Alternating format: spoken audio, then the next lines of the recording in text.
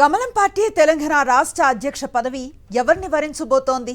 కొత్త అధ్యక్షుడు ఎవరు అంటూ ఏడాదిగా కాషాయ పార్టీ శ్రేణులు ఎదురు చూస్తున్నాయి. రాష్ట్ర వ్యాప్తంగా పార్టీ జిల్లాల అధ్యక్షుల ఎన్నిక దాదాపు పూర్తయింది. ఇక రాష్ట్ర అధ్యక్షుడి ఎన్నిక మిగిలింది. మరోవైపు రాష్ట్ర నేతల మధ్య సమన్వయం కూడా తగ్గిందని హైకమాండ్ భావిస్తోంది.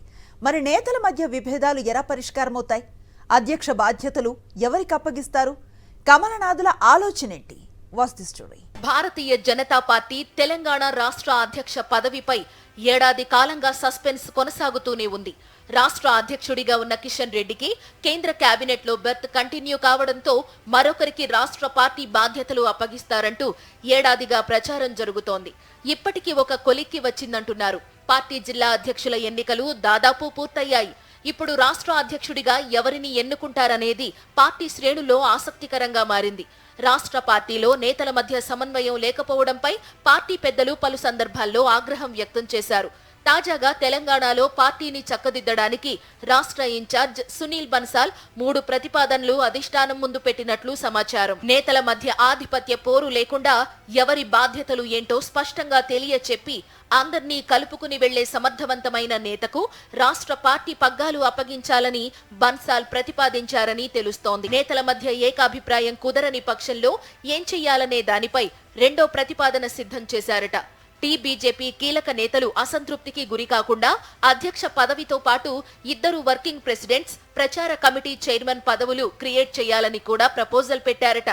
ఇక మూడో ప్రతిపాదనగా పార్టీ ప్రెసిడెంట్, వర్కింగ్ ప్రెసిడెంట్ల మధ్య స్పష్టమైన పని విభజన చేయాలని ప్రతిపాదించారని తెలుస్తోంది. బీజేపీ రాష్ట్ర అధ్యక్షుడిగా మల్కాజ్గిరి ఎంపీ ఈటల రాజేందర్ పేరు ముందు నుంచి ప్రచారంలో ఉంది.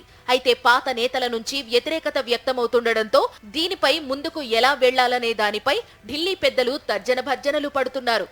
నిజామాబాద్ ఎంపీ ధర్మపురి అరవింద్ కూడా అధ్యక్ష పదవి కోసం గట్టిగానే పట్టుబడుతున్నారు. సీనియర్ నేతగా ఉన్న మాజీ ఎమ్మెల్సీ రామచంద్రరావు సంఘ్ పరివార క్షేత్రాల నుంచి మద్దతు కూడగట్టారు.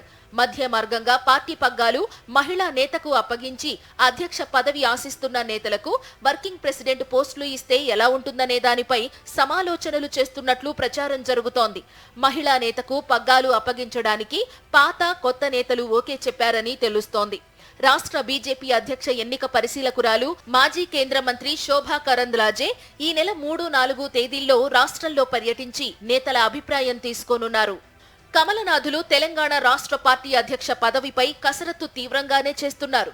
త్వరలోనే పదవి ఆశిస్తున్న నేతల్లో ఎవరో ఒకరికి దక్కబోతోంది. ఆ ఒక్కరు ఎవరనేది ఇప్పుడు పార్టీ వర్గాల్లో ఉత్కంఠ రేపుతోంది.